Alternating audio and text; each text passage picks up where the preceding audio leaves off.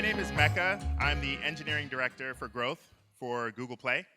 And so what that means is we build all the engineering systems that help Google Play grow.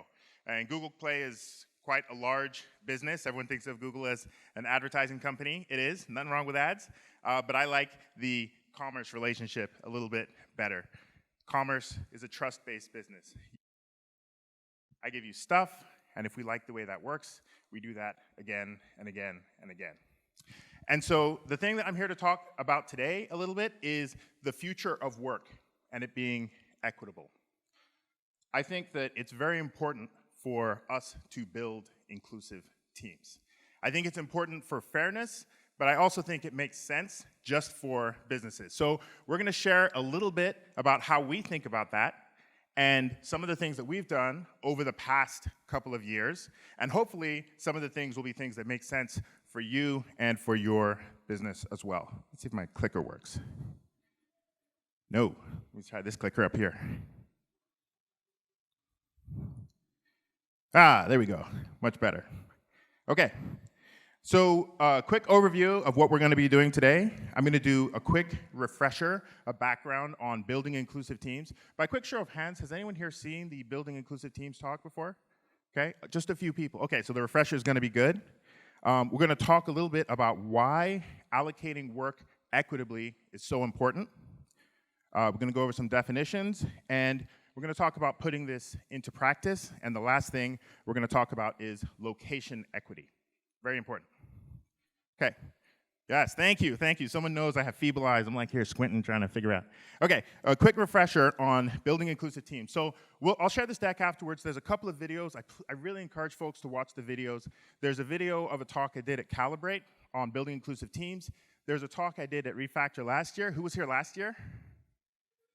Who watched it last year? Okay, on gatekeepers and difficulty anchors. Very important concept in terms of how, as underrepresented people, we can get the full credit for the work that we actually do. It's a very, very painful thing. A lot of my mentees go through this. There's lots of tears, and this talk will help you avoid those tears. But before we can even get to that point, we have to have work allocated equitably.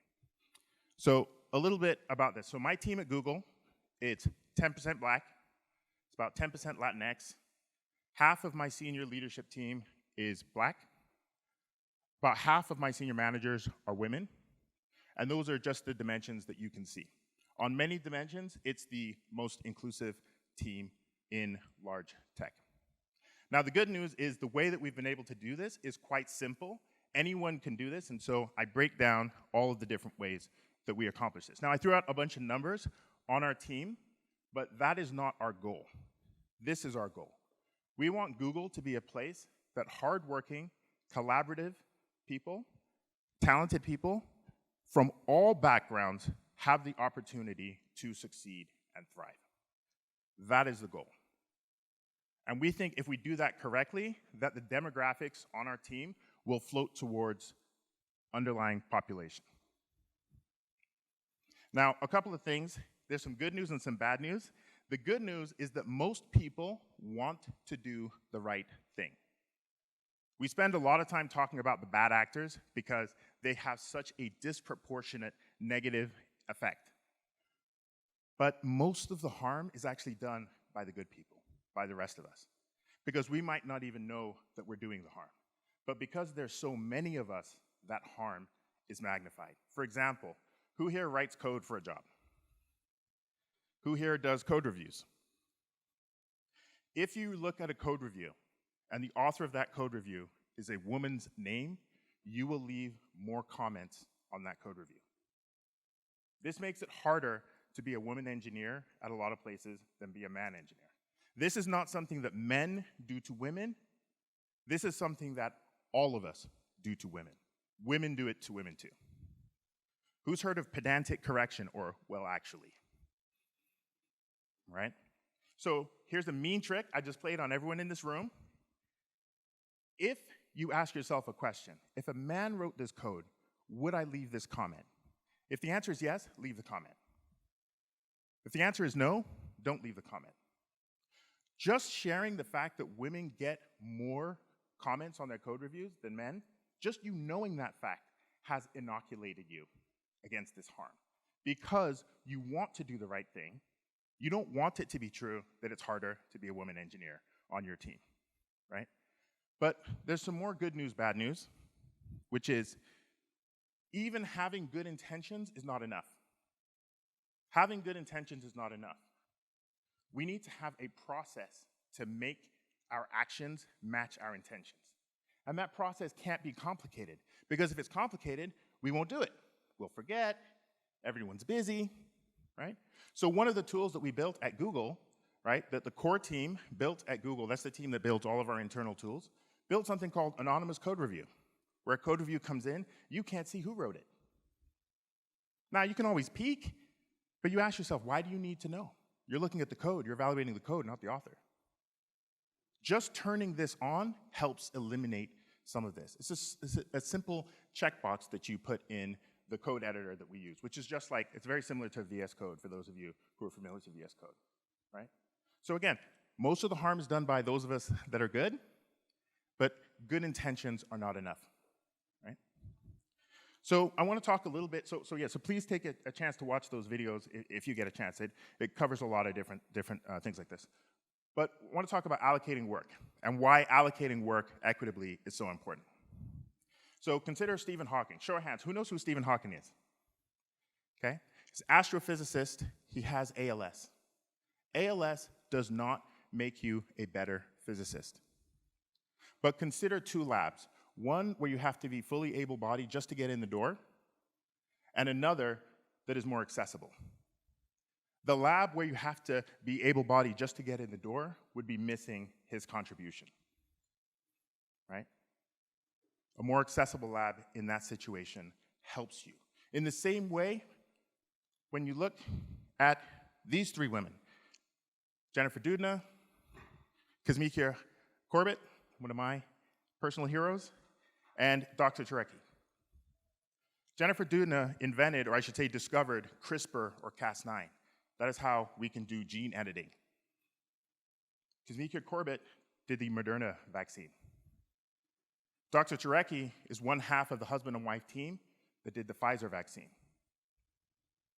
Now, some of us have written grants and tried to get money from the government, and we complain about academia, but academia is so much more equitable than venture capital that these three women got the opportunity to work on gene editing and vaccines. Everyone in this room is vaccinated, or at least should be. I don't know, they've been printing fake vaccine cards. I hope no one got one of those. But every single person in this room has received the impact of having work allocated equitably. Being a woman does not make you a better scientist. There's no chromosome that makes you better at molecular biology. But a world where you have to be a man to get the opportunity to work on this is a world that is missing half of the potential contribution. They've discovered that countries in this pandemic with a woman leader tended to do better at keeping their citizens alive over the past 2 years. It's not because women are caring or the maternal instinct kicks in. That's fantastically patronizing. It's because if your process for allocating who gets to run the country is so bad that you can't even see half of the available leaders in your country, you're probably missing on other dimensions too. You're picking the right man for the job and not much else, right? So, last one, Becky Hammon and Rico Hines. Who knows who Becky Hammon is? Very few of you. She is one of the best NBA basketball coaches in the world. Not WNBA basketball coaches, NBA basketball coaches. She has rings with the San Antonio Spurs. The best basketball coach of our generation, Popovich, says that she's one of the best coaches he's ever worked with. Hall of Fame basketball players who have worked with her say she's amazing. She ran the Spurs Summer League team. All the NBA teams have a Summer League tournament. She ran it, washed everyone. Other teams were like, oh, come on, man, that ain't fair, right? She can't get a job as an NBA head coach. She can't get it. Every interview she goes to, she doesn't get the opportunity. Rico Hines is another basketball coach. Now, in the summer, NBA basketball players go to get better. I'm friends with some NBA basketball players, and we talk about this. They work on their bodies, they get stronger, they get faster, they work on individual skills. Then teams get together. The Warriors get together, and they go to see Rico Hines. You can go on YouTube and watch these videos right now. The Toronto Raptors get together and go and see Rico Hines. Harden, LeBron, Anthony Davis, Trae Young, Steph Curry. You can go and literally watch. There's just a little high school gym, and Rico Hines is teaching the Warriors how to play together as a team. You can tell, go back and look in previous years, you can tell who's going to get deep into the NBA playoffs just by watching these highlights and see who's getting cooked. You can see James Harden looking like me, trotting up and down the court, and you're like, oh boy. Now, Becky Hammon, went and interviewed for the job to be the coach of the Brooklyn Nets. She didn't get it. She was beat out by Steve Nash, a great basketball player, but someone who had never been an NBA head coach before, never been a college head coach, never been a high school head coach, has never even head coached a rec league. His first head coaching job was head coach of the Brooklyn Nets. Now, they had players who were some of the best players in the history of the game. Who's a Nets fan in here? Now, you lying. Not a single hand went up. You ashamed. I want to see it. I see some of you like, Yeah, it didn't work. They should have went with Becky Hammon, right? Hiring inclusively is not enough. If you hire inclusively, you hire black folk onto your team, you hire women onto your team, you hire trans folk onto your team, you hire people who aren't fully physically able onto your team. If your team is not supportive and inclusive, you've just done something bad. You've put them in a situation where they're going to suffer and leave. Hiring inclusively is not enough. Having an inclusive and supportive team is also not enough. Because without that opportunity, people will not reach their full potential. Right? You have to go to allocating work equitably. Now, here's our theory. We think if you allocate work equitably, you get more job satisfaction. Becky Hammon does great as an assistant coach. She wants to be a head coach. Stacey Abrams does great registering people to vote. She wants to be a governor. Right? We think we get better retention rates. Becky Hammon said, I'm done with the NBA. They said, oh, wait a few more years. No, I'm not waiting anymore. She's a head coach of the WNBA now, and guess what? She's in the finals. You get healthier, more inclusive teams, right? The countries that had leadership teams where there are men and women working together, where a woman could actually become the president, those countries do better. They have a better healthcare product. Better products. Brooklyn Nets, they've been messing up for the past 2 years, right? They could have produced a better basketball product, right? And you get more impact for your customers. Every single person here has antibodies in their body right now that is a direct result of the impact of having work allocated equitably to women scientists, okay? Now, a couple of definitions I want to go through. Equal versus equitable. Now, there's different definitions that folks will use.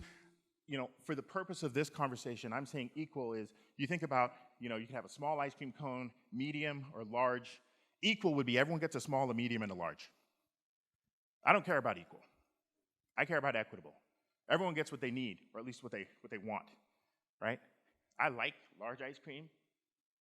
Right now, I'm shrinking. I get small ice cream. But whichever ice cream I want, whichever ice cream helps me the most, that's the one that you get. The way we think about work, you might on your team, you might do the weekly release, and you've done the weekly release every week for the past 2 years. There's no more learning in that for you. Some new person joins your team. They've never done a weekly release. They're ramped up. They feel pretty good, right? Doing that weekly release is an opportunity for them to learn something. There's learning for them. How we think about allocating work is we don't think very much about the impact of the work as much as its impact on learning for the individual.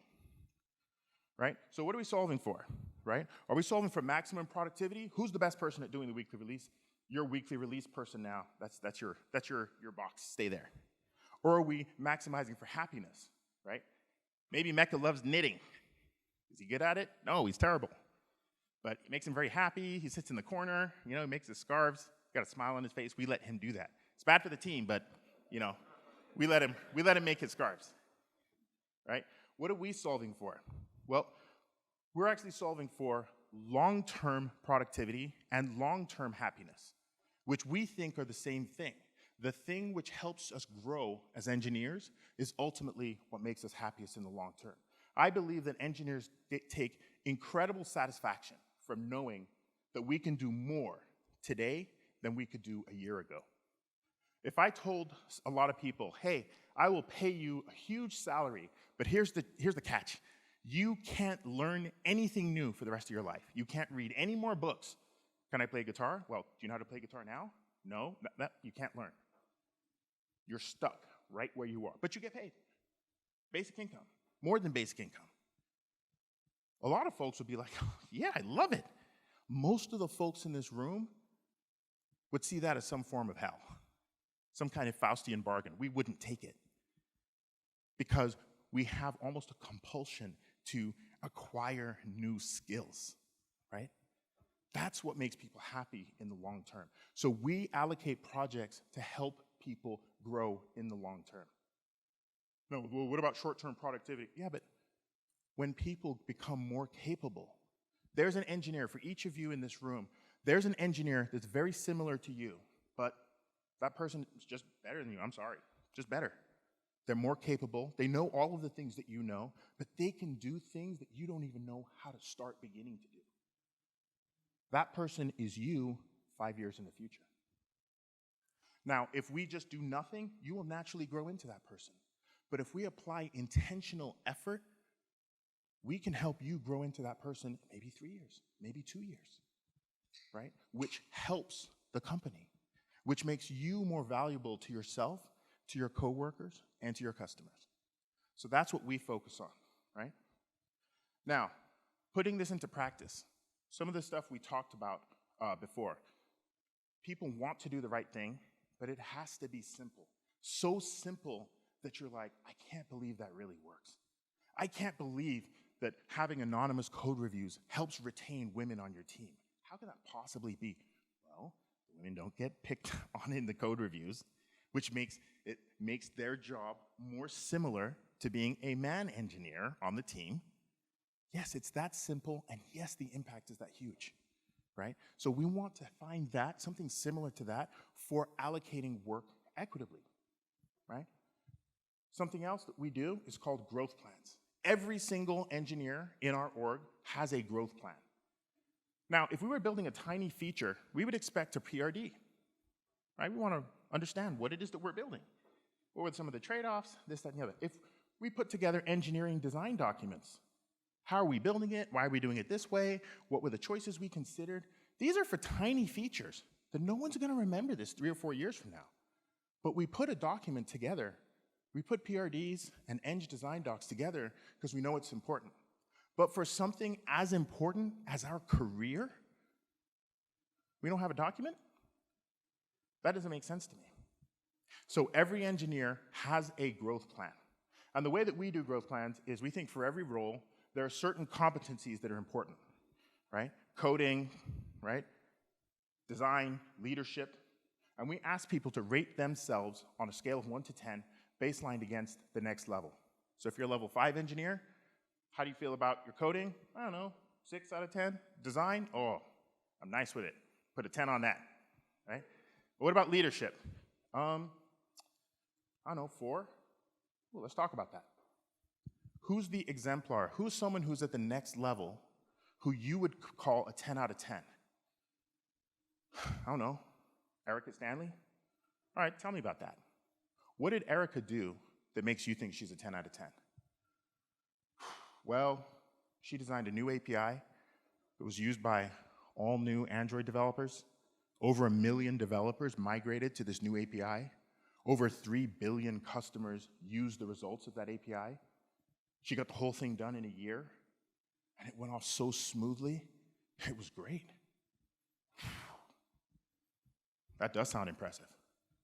How did she do that? Matter of fact, Erica, yeah? How'd you do that? Well, I I broke it down like that. I set up a mailing list. Wait, why mailing list? Because when you email individual people, someone always gets forgotten, and then they feel sad. So I just made an email list, API plan. I let people know. I made a schedule. I published it. I can make an email list. I can make a schedule, right? You can decompose that amazing accomplishment into its constituent parts that anyone can do, right? That defines a stretch opportunity, something I've never done before, but that I think with a little help I could do. I lift weights. Now, if I lift the same weight every day, I'm not going to get any stronger. If I double the weight, that's too much. I'll blow my back out, right? I need to do just a little bit more than what I've ever done before. And it helps if I have someone giving me support. Erica's there to spot me, right?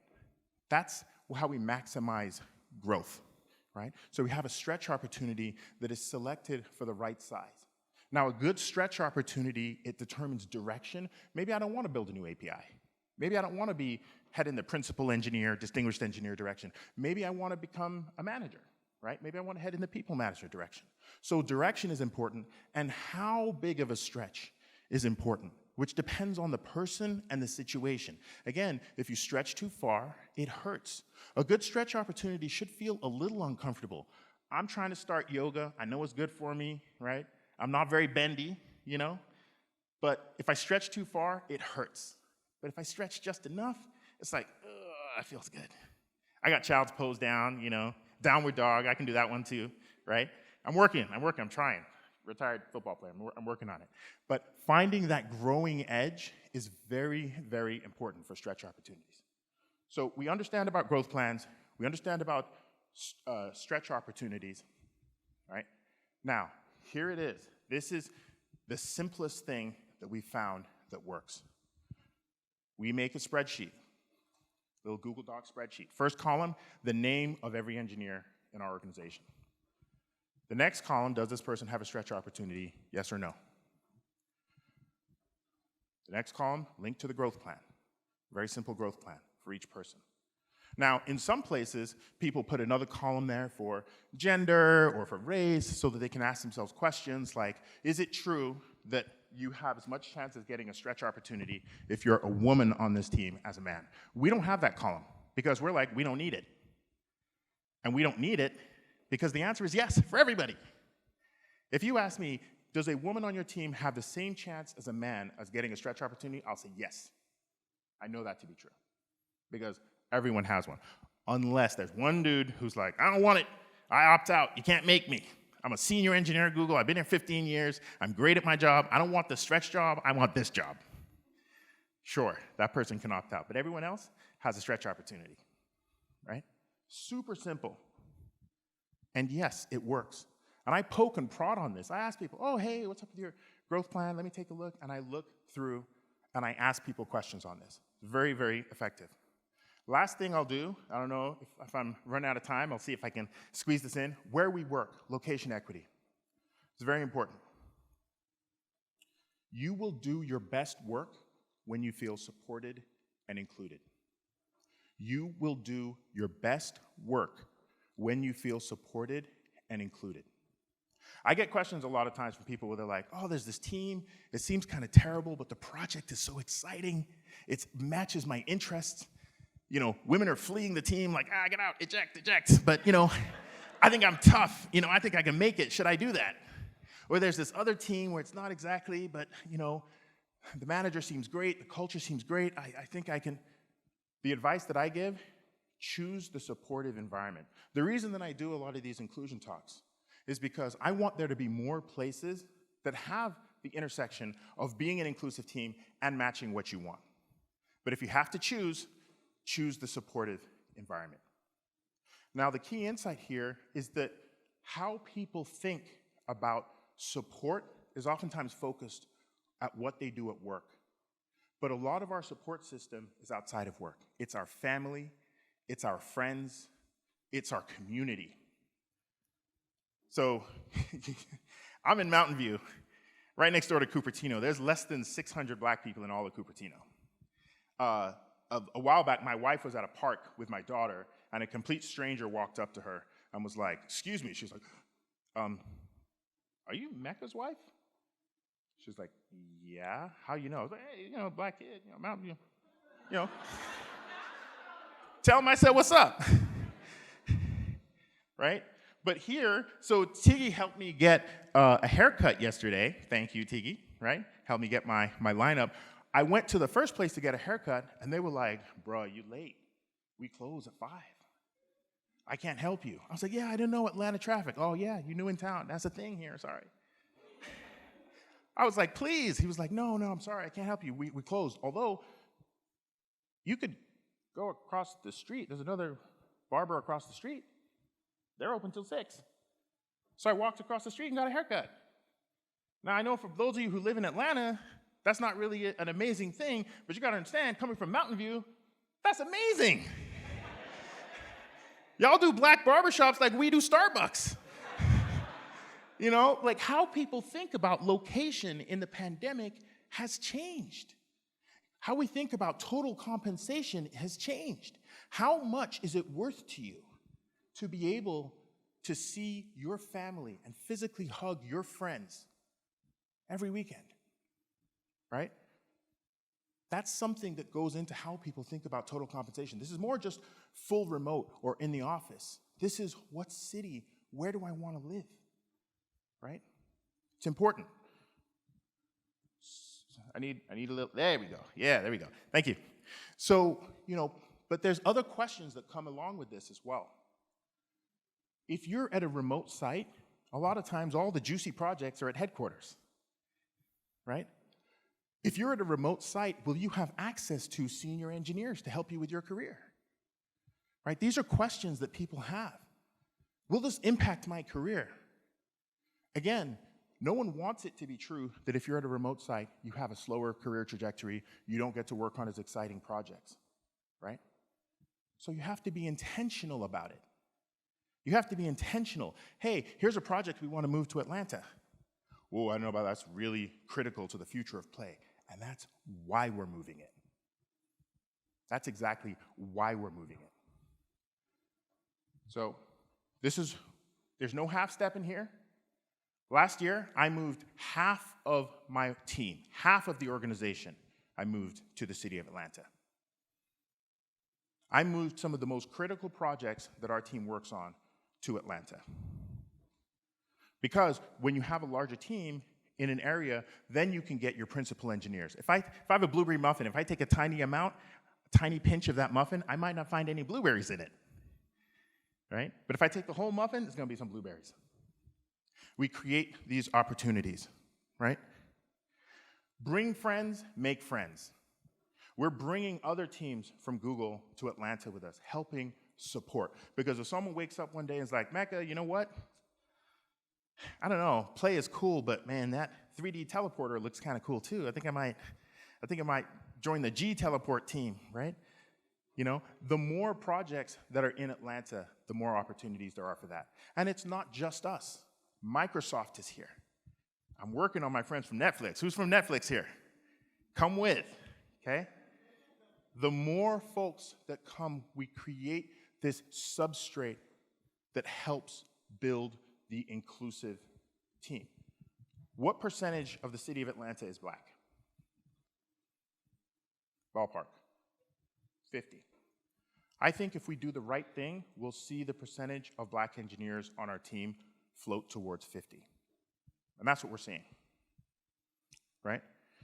And so, why Atlanta? I tell people, a lot of times people are like, Mekka, we got pipeline problems. Where are you finding all these women engineers? You got binders? Like, what's going on? Like, there's no such thing as pipeline problems. I use the same pipelines as everybody else, and my team looks how it looks, right? City of Atlanta graduates more black engineers than any other state. The city of Atlanta graduates more black engineers than any other state in this country. Georgia Tech graduates more women engineers than any other school, right? And all you Georgia people, don't get mad at me. Like, y'all here too. I hear Clark Atlanta, right? There's lots of schools here, right? And then also, Googlers want to live here, right? Not everyone notices how many black folk I hire. No one notices how many Asian women I promote to senior leadership. No one notices that the white male engineers that I hire aren't all doing the El Camino shuffle from Palo Alto to Stanford to Google. They come from places with strange names like Louisiana and Idaho. They didn't all go to college. And some of them do weird hobbies. It's not all about CrossFit. Some of them hunt and fish, right? Some of them own horses. Some of them like to go camping. They do different things. Talent is everywhere. Opportunity is not.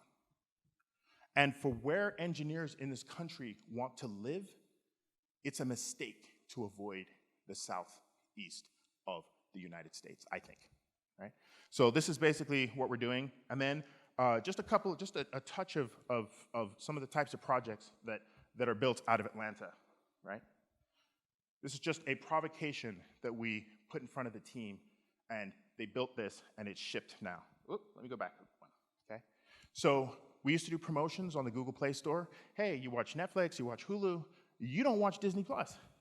But I know you rented a bunch of Star Wars movies for me. You don't like Baby Yoda? He's so cute. I think if you subscribe to Disney Plus, I think you'd love it. But it's a 1-month free trial, and I think that you need like a 3-month free trial. So for everyone else, they get 1 month. For you, you get 3 months free, and then after that, 3 months of half price. You could get that on your phone. You couldn't get that on Google TV because it's a different team. There's a partnership team. We have to build the capability for that team to be able to tie into our promotional infrastructure, our machine learning, our tooling, all the rest of that. The team that built that is based in Atlanta, and that's shipped. When I buy premium Android Wear devices, I earn Google Play points and status. If you buy a Pixel, right, a Pixel phone, you get automatic gold status on Google Play loyalty. It's a $1,000 phone, right? You get status. This is a Louis Vuitton Android Wear watch. It's a $3,000 watch. I think if I spend $3,000 on a watch, I don't know, I feel gold, right? You know, I feel like I should get something for that. Oh, it's difficult. Why? Oh, because it's OEMs, different ecosystem. We need to build the capability for partners to be able to integrate with us, right? The team that builds that is based here in Atlanta. This is shipped. You're starting to see the first launches that they've enabled happening now. And again, one of the most important things for Google is to make sure that our products work for everyone and that our products work better together, right? As a Googler, that's one thing that I get. I don't do the Bezos thing. I don't send the question mark emails. That's kind of harsh, but I get sad when I see things that don't work well together. I know it's a hard engineering problem, but teams in Atlanta are working to solve that, okay? Now, the last thing, what we've done in Atlanta, right? Africa is a place too. We're opening a development center in Nairobi, Kenya. When you think about where the growth in the rest of the world is going to come from, it's going to happen in sub-Saharan Africa. That's not something you can do remotely any more than you can understand Atlanta from thousands of miles away, right? So we're building out a team there, location equity, right? Talent is everywhere, Africa as well. We're going to have people on the continent building solutions for the continent, but also people on the continent building solutions for the rest of the world. Anyway, that's my time. Hopefully, this started provoking some thoughts in terms of how you can allocate work equitably and how we're thinking about it and the things that have worked well for us. I'm happy to answer any questions, and thank you for coming to the conference. I will not stand in your way anymore, and I'll see you all at the event.